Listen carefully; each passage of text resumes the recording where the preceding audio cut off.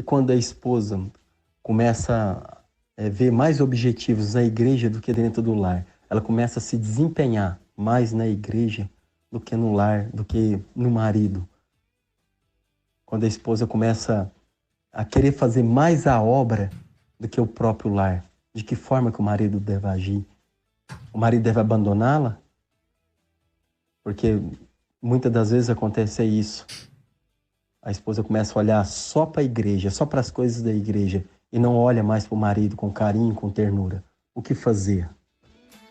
Bom, vamos lá. Quem vai? Bom, abandonar, a gente já sabe que não é a questão, né? Esse é o problema, pastor. Olha o que acontece. Muitas pessoas querem ter uma família, mas a maioria nos dias de hoje não estão conseguindo ser uma família.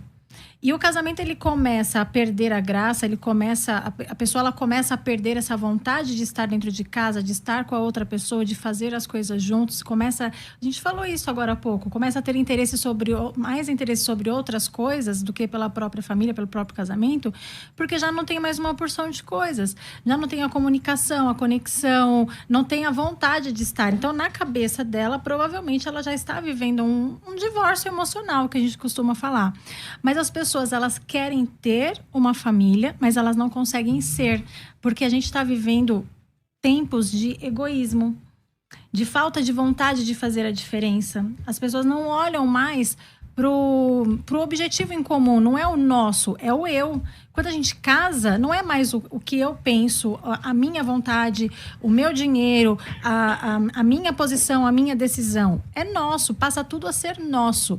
Quando não existe essa conexão, essa comunicação, é porque ela não consegue mais ser uma família. Ela tem uma família, mas ela não consegue ser. E aí entra o egoísmo, a falta de vontade de fazer a diferença.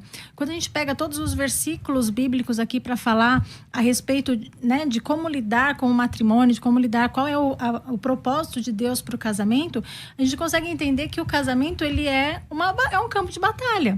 E a gente precisa lutar todos os dias pelo nosso casamento e não no casamento. Não é a luta um contra o outro.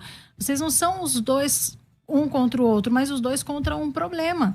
Então precisa ter, de novo, a sensibilidade, a empatia, de não fazer só o que um quer fazer, mas o que é bom para os dois. Deixa o egoísmo de lado. Um casamento de aparência tem solução quando a pessoa ela resolve deixar o egoísmo de lado e começa a fazer o que é bom para a família. E aí tem que ter muita comunicação, não é abandonar ela, não. É dizer como você se sente.